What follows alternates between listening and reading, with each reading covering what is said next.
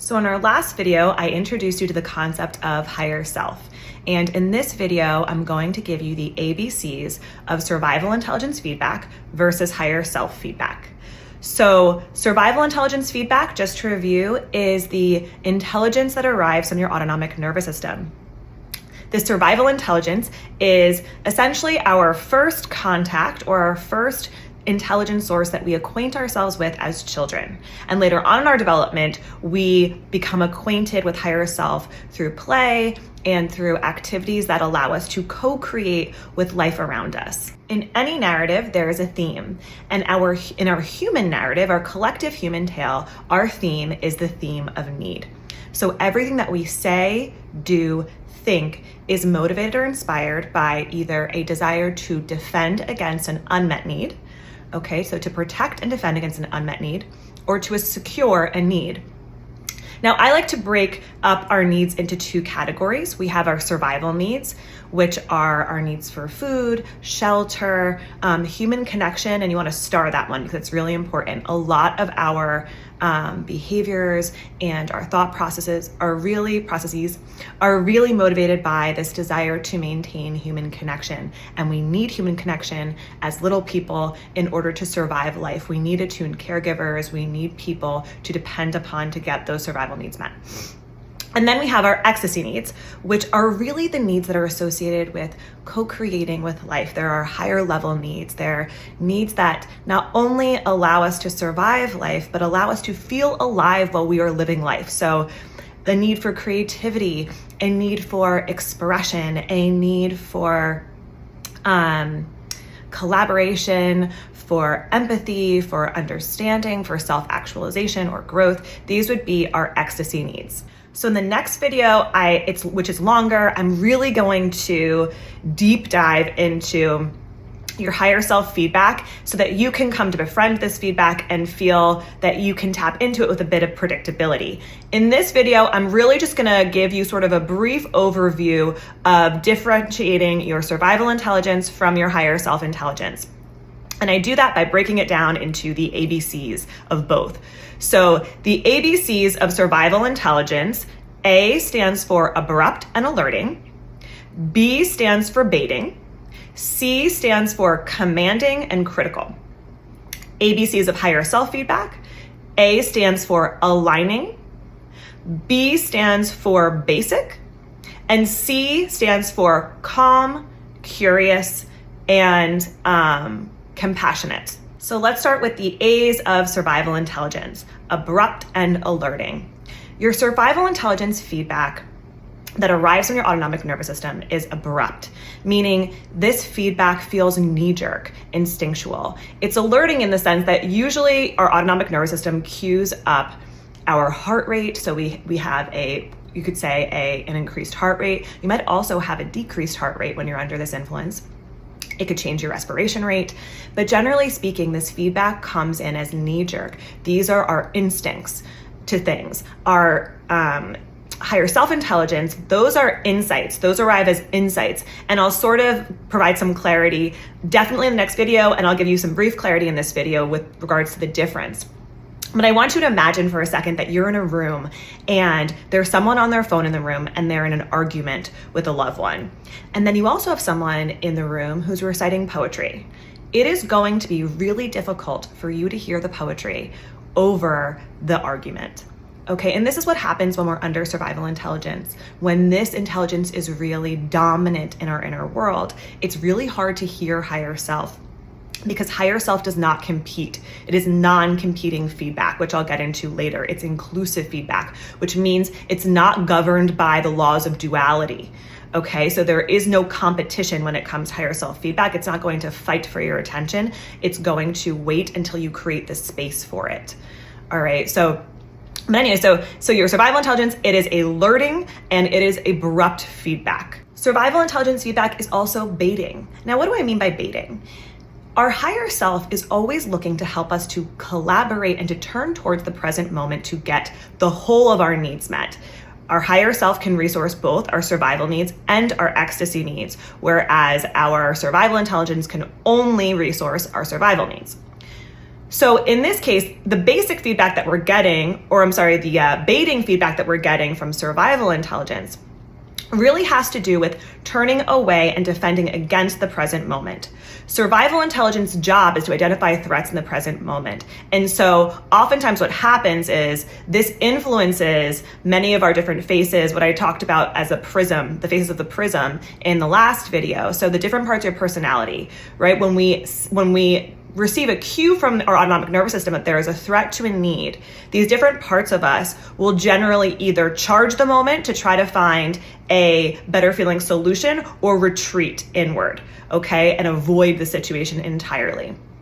So oftentimes when we are under the leadership of survival intelligence, this intelligence can be translated in sort of a baiting inner voice to either really sort of rope you into avoiding turning towards the moment. So like, go finish that bag of chips, or could bait you into trying to assert power and control over the moment to get your needs met. So, like, you definitely need to do more work, or you need to make sure that this person understands what you're talking about, right? So it's baiting. It tries to hook you into either charging the moment or retreating.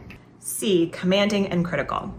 Because survival intelligence's job is to identify threats to our needs, the feedback from survival intelligence can often be very commanding. As I said before with the baiting feedback, trying to get us to act, respond, right, to the moment and to assert power and control over it. And typically speaking, these strong commands from your survival intelligence really position you to lose the connection with the present moment itself. So it becomes almost impossible to toggle between getting things done, activating the achieving awareness, and also having a pulse on your awakened awareness, which means essentially we slam the door on higher self. And I'll get into that in future videos. So let's get into the critical part of this.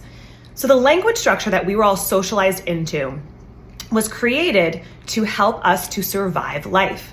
Okay, we have a really sort of archaic language structure. So this whole idea of like, this is good, bad, this polarizing language, it's not until later on in our development that we are sort of socialized into creative language or more inclusive language, generally speaking. Okay, so we grow up with polarizing language, and these are the same this is the same internal dialogue that we will see when we're under survival intelligence. Like, this is really bad, you're bad, that was wrong, right? So this critical inner voice really has to do with the way that we were socialized as children to make sense of our environment, to make sense of our needs, to protect against unmet needs. And so when survival intelligence perceives or has an awareness of the environment in front of you and perceives an unmet need, what ends up happening is those parts of you that exist to translate what survival intelligence is communicating usually adopt this very limited and finite language structure that can be very critical and condemning. Okay, so let's move on to higher self-intelligence. The A in higher self-intelligence is aligning. It's also affirmative, so I'll get into that in a minute. So what do I mean by aligning? Because your higher self has an awareness of your needs, your personal needs, and also of all the different faces of you, the different parts of your personality, as well as access to the resources outside of you, your higher self seeks to collaborate with all parties involved. So it naturally aims to align you with the highest and best need, the most appropriate need in that moment. Okay, so it's also affirmative. So usually it will tell you and give you sort of a series of steps and phases to follow in order to get those needs met, which really goes into sort of the basic feedback. But for now, just note that it tends to be affirmative. So higher self feedback is non-judgmental, okay? It doesn't use the same polarizing language as your survival intelligence. It tends to be very affirmative, telling you like what would be supportive to do, and again, aims to align all of the parts of you, aims to be inclusive in its feedback. So B stands for basic. So there's this quote, and I don't know who said it, but the quote is essentially like, if it's simple, it's spirit. If it's complicated, it's ego. And I think that this can really hold true for higher self feedback as well. Generally speaking, this feedback is basic. Again, it seeks to harmonize inner and outer world.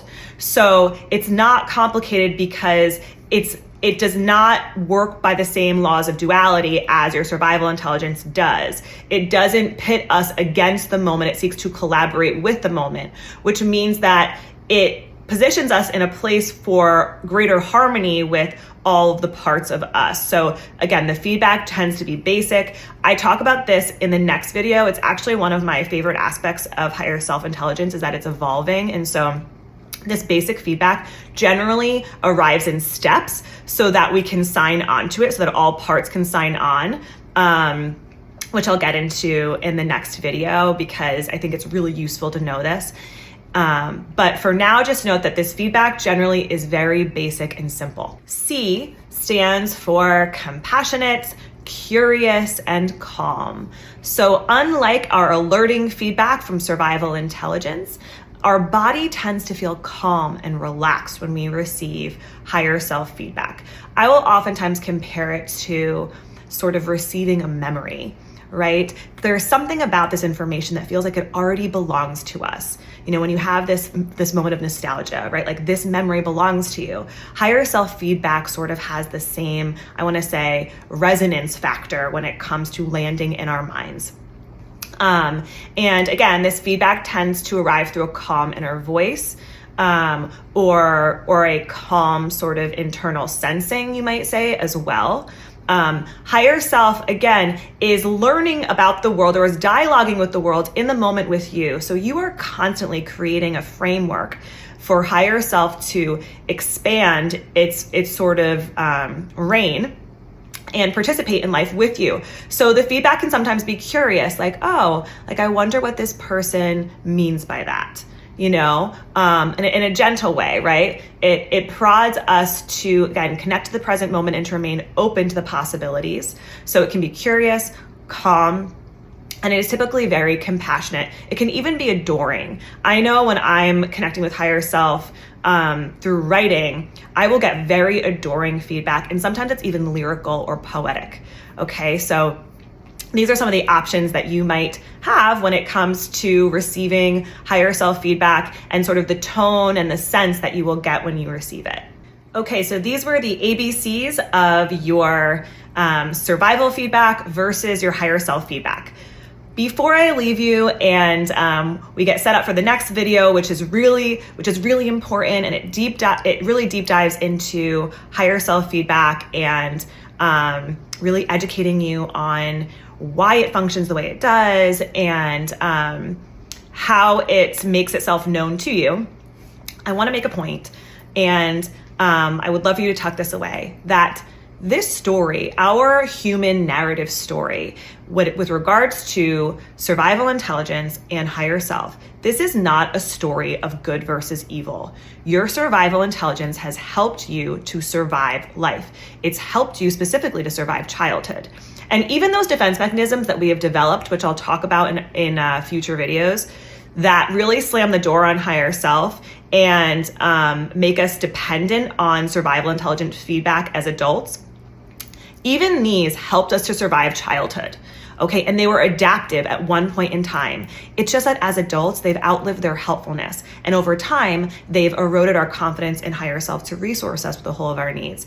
And as a result, when we default to survival intelligence, what ends up happening is we keep creating more of the same. So we limit our creative capacity in this life, and we also limit us accessing the whole of our needs through higher self-intelligence, okay? So I wanna make this point so that we don't start to sort of demonize this feedback and become fearful of when we are under survival intelligence influence, okay? This source of intelligence has served us. It's just that we really wanna learn a little bit more about higher self and ways to, again, deal with our blocks so that we can beckon this intelligence in, or rather create space for it, because it wants to be present in our lives, and it wants to be co-creating with us. Okay. So I hope this was helpful, and I look forward to the next video where we really deep dive into higher self and you get to know it a bit more.